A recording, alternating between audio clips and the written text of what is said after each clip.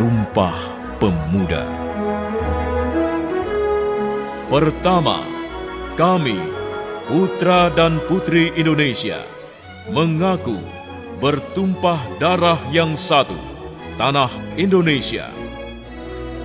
Kedua, kami, putra dan putri Indonesia, mengaku berbangsa yang satu, bangsa Indonesia. Ketiga, kami, putra dan putri Indonesia, menjunjung bahasa persatuan, bahasa Indonesia. Assalamualaikum warahmatullahi wabarakatuh. Hai anak-anakku sekalian, kita ketemu lagi dalam mata pelajaran sejarah. Mudah-mudahan pada kesempatan kali ini anak-anakku semua dalam keadaan baik-baik saja, dan insya Allah kita semua dalam lindungan Allah Subhanahu wa Ta'ala. Amin. Baik anak-anakku sekalian, pada kesempatan kali ini kita akan membahas materi tentang latar belakang lahirnya Sumpah Pemuda.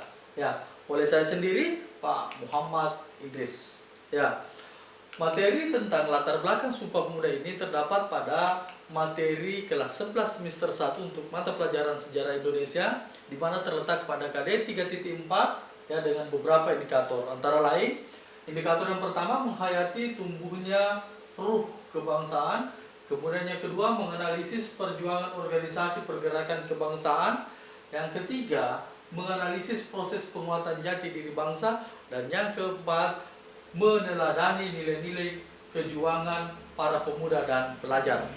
Selanjutnya, ya, untuk membahas tentang materi latar belakang Sumpah Pemuda ini, ada 3 submateri yang menjadi pokok bahasan kita. Yang pertama adalah politik etis, ya, pintu pembuka pendidikan model. Kemudian yang kedua yaitu pers membawa kemajuan, dan yang ketiga bangkitnya nasionalisme. Selanjutnya kita akan membahas tentang politik etis. Ya. Nah, ini ada gambar, ada foto. Siapakah dia? Ya, jelas kalau kita melihat ini. Ini adalah foto Van de Venter, ya. Biasa dikenal dengan nama, ya, nama lengkapnya Mr. Konrad Theodor van de Venter, ya. Jadi Van de Venter ini adalah seorang berkebangsaan Belanda. Dia dikenal sebagai seorang ahli hukum Belanda dan juga tokoh politik etis, ya.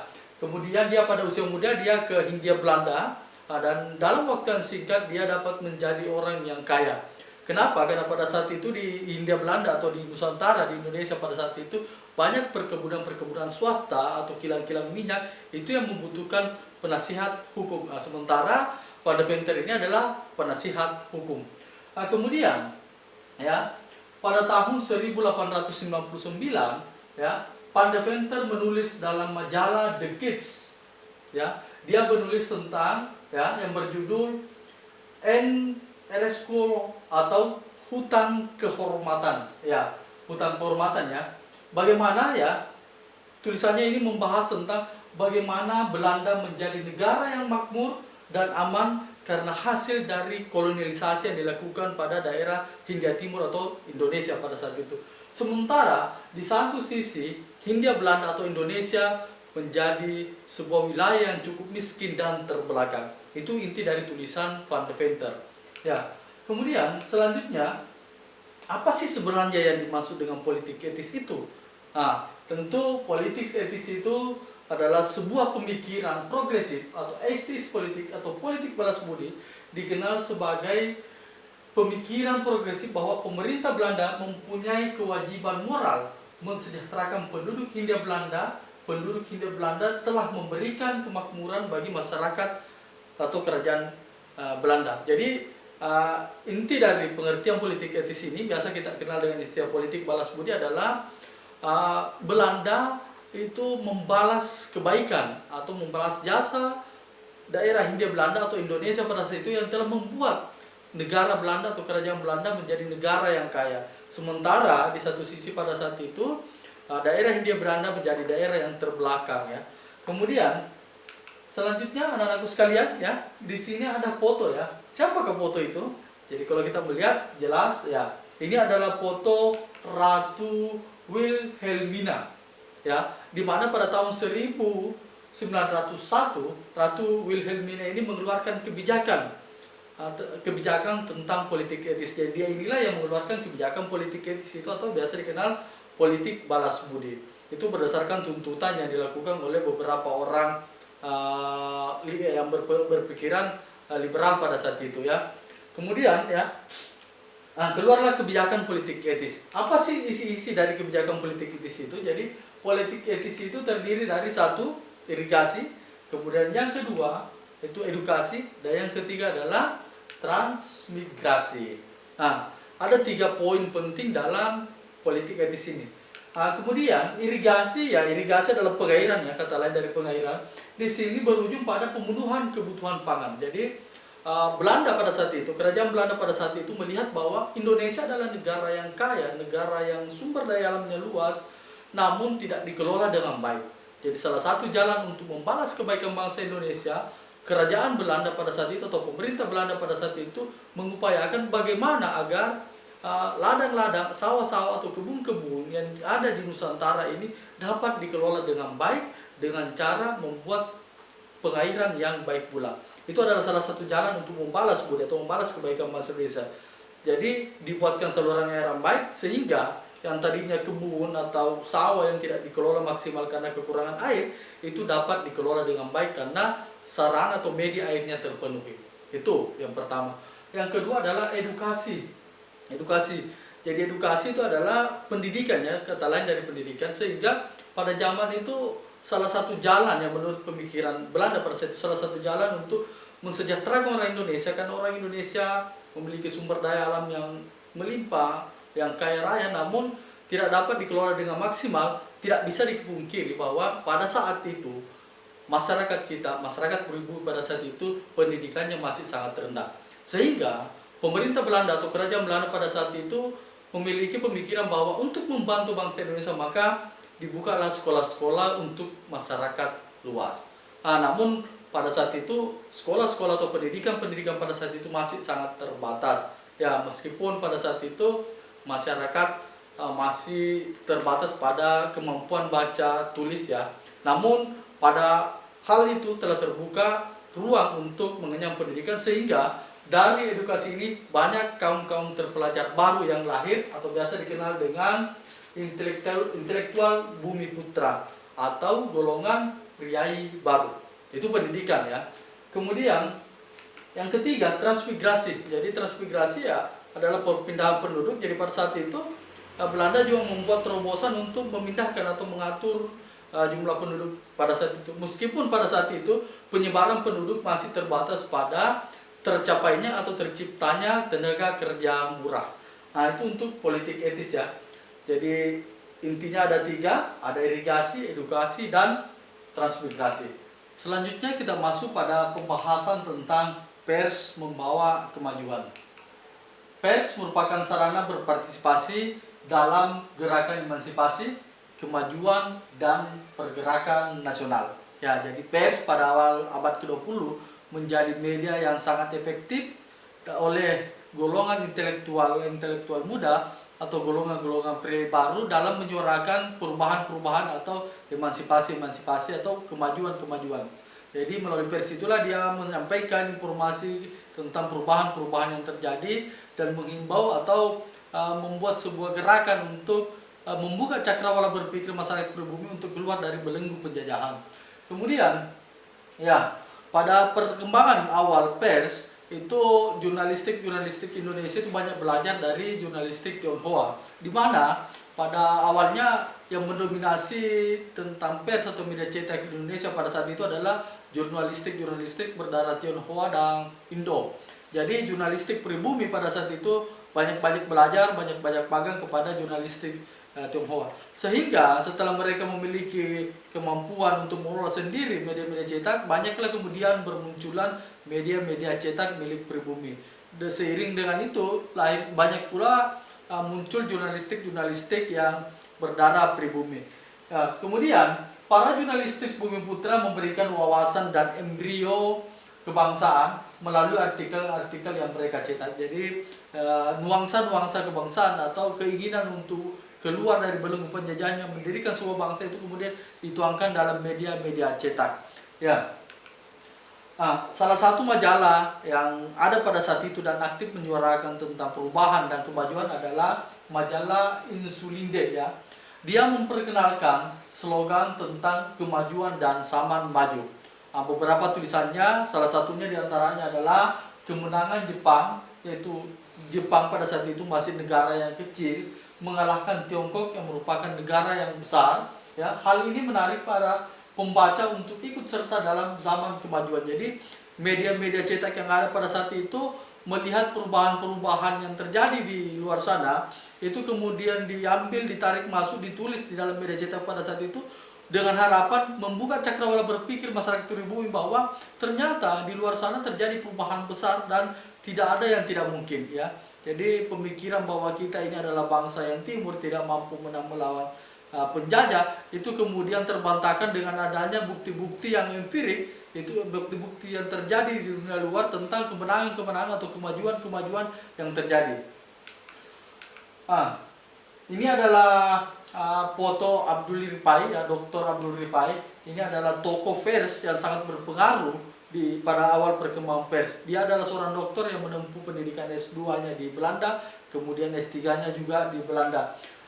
Dr. Abdul Rifai yang baru datang dari Belanda menganjurkan pada tokoh muda di Hindia untuk membentuk sebuah organisasi. Dalam tulisannya pada surat kabar bintang Hindia, ia selalu memuat tentang kemajuan dan dunia maju. Jadi pengalaman-pengalamannya di luar, kemudian apa yang didapat di luar itu dituangkan dalam media cetak. Jadi media cetak pada saat itu betul-betul menjadi wadah yang sangat efektif. Kemudian untuk mencapai kemajuan dan terwujudnya dunia baru, Dr. Rifai menganjurkan agar ada organisasi bernama Persatuan Kaum Muda didirikan dengan cabang di semua wilayah di Hindia Belanda. Jadi Dr. Rifai ini kemudian melalui media cetak itu menghimbau bahwa untuk mencapai kemajuan perubahan itu dihimbau untuk para pemuda ini membentuk organisasi-organisasi pergerakan ya, organisasi-organisasi baru. Itu Dr. Rifai ya. Selanjutnya wacana kemajuan terus merebak ya, wacana kemajuan terus merebak melalui pers pada masa itu. Pers Bumi Putra juga mempunyai fungsi untuk mobilisasi pergerakan nasional pada saat itu. Ya, namun di satu sisi Belanda ya tidak tinggal diam dengan adanya perkembangan pers yang cukup pesat ini, sehingga Belanda melihat bahwa pers beberapa media cetak itu menjadi ancaman tersendiri bagi Belanda. Ya, salah satu tulisan kritikan terhadap Belanda itu kemudian dianggap sangat mengancam dan Belanda mengambil tindakan yang tegas dengan menangkap dan mengasingkan tokoh dari media tersebut. Tulisan yang berjudul tentang Als es Nederland West ditulis oleh Ki Hajar Dewantara atau dengan nama lain Suwardi Suryaningrat itu kemudian menulis kritikan tentang adanya keinginan oleh Belanda merayakan ulang tahunnya yang ke-100 dengan memungut pajak dari masyarakat pribumi atau daerah jajahan tersebut. Jadi Ki Hajar Dewantara mengeluarkan tulisan itu untuk mengkritik. Inti dari tulisan itu atau arti dari tulisan itu adalah andai aku seorang Belanda. Belanda menganggap bahwa tulisan ini bisa saja menjadi hasutan bagi masyarakat pribumi yang lain, sehingga Ki Hajar Dewantara beserta rekan-rekannya kemudian ditangkap dan diasingkan. Itulah yang terjadi. Kemudian beberapa media cetak yang lain juga seperti Sinar Java ya, itu menyuarakan bahwa untuk keluar dari belenggu kesengsaraan itu harus ditempuh melalui pendidikan. Jadi media ini menghimbau kepada masyarakat pribumi untuk menempuh pendidikan setinggi-tingginya. Menurut media ini ada dua hal penting. Jadi ada katanya ada bangsawan yang lahir dari sila-sila atau keturunan, kemudian ada juga bangsawan yang lahir dari hasil pendidikan. Ya, kemudian ya itulah pers ya. Bagaimana pers pada saat itu menjadi media yang betul-betul efektif dalam menyuarakan atau memberikan informasi-informasi tentang perubahan, sehingga menjadi embrio-embrio atau benih-benih lahirnya sebuah cita-cita kemerdekaan atau cita-cita kebangsaan. Selanjutnya kita masuk pada pembahasan tentang bangkitnya nasionalisme. Ya, pelaksanaan politik etis telah mendorong lahirnya kaum muda terpelajar. Pemikiran mereka semakin rasional, wawasan semakin luas dan terbuka, sehingga memperlancar perkembangan paham-paham baru di Indonesia. Jadi pengaruh politik etis terhadap terbentuknya nasionalisme itu sangat besar. Tadi utamanya pada kebijakan edukasinya, di mana lahir golongan terpelajar, kemudian golongan terpelajar ini menuangkan ide-ide dan gagasan-gagasannya melalui media cetak untuk melakukan sebuah perubahan untuk maju keluar dari belenggu penjajahan. Kemudian yang kedua, peranan pers, ya, peranan pers, media cetak dalam memberikan embrio kebangsaan dan membuka cakrawala berpikir tentang kemajuan dan dunia maju. Jadi tadi politik etis, kemudian perkembangan pers itu menjadi embrio, memberikan embrio untuk lahirnya sebuah bangsa atau melahirkan jiwa nasionalisme. Kemudian munculnya kesadaran nasional juga dipicu oleh peristiwa besar dunia, ya, seperti gerakan Turki Utsmani, kemudian revolusi Cina, kemudian gerakan nasionalisme di India dan Filipina. Jadi selain tadi politik etis, kemudian perkembangan pers, ya, perkembangan di dunia luar juga seperti ya, gerakan Turki Utsmani, revolusi, dan gerakan di India dan Filipina itu memberikan wawasan atau membuka mata bangsa Indonesia pada saat itu untuk ikut maju dan keluar terbebas dari belenggu penjajahan. Kesadaran kebangsaan yang muncul di Indonesia tidak lepas dari bentuk antithesis terhadap penjajahan dan kekuasaan kolonialisme dan imperialisme Belanda. Kesadaran bersama muncul bahwa untuk melakukan perlawanan terhadap kolonialisme dan imperialisme, bentuk dan strateginya harus berubah. Bentuk diplomasi dan melalui berbagai organisasi dipandang lebih tepat. Jadi sebelum abad ke-20, perlawanan-perlawanan rakyat memang strateginya adalah konfrontatif, berhadapan-hadapan. Namun itu sangat mudah dan sangat gampang untuk dipatahkan oleh pemerintah Belanda pada saat itu. Kenapa? Karena pada saat itu isu yang diusung adalah isu-isu individualistik, isu-isu kedaerahan. Pada saat itu belum ada isu-isu nasional, sehingga sangat mudah dipatahkan. Melalui konsep, ya, bangkitnya nasionalisme ini, kemudian perubahan gerakan itu dikeluarkan, yaitu melalui jalur diplomasi dan didirikan berbagai organisasi.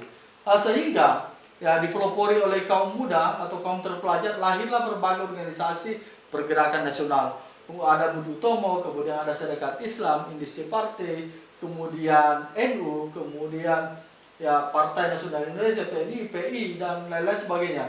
Ya, organisasi-organisasi ini kemudian menjadi wadah untuk melakukan gerakan-gerakan terstruktur, gerakan-gerakan terkoordinasi, sehingga gerakan-gerakan menuju lahirnya sebuah bangsa itu dapat terkoordinir dengan baik. Ya, baik, anak-anakku sekalian, demikianlah materi yang saya dapat sampaikan pada kesempatan kali ini. Apa yang Bapak sampaikan itu masih sangat dangkal, masih sangat kurang. Saya harapkan anakku lebih banyak membaca lagi, lebih banyak mengeksplorasi lagi sumber-sumber yang terkait.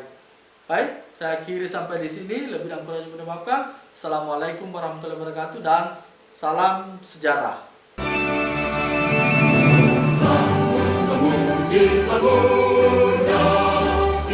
Indonesia, tangan maju musisi.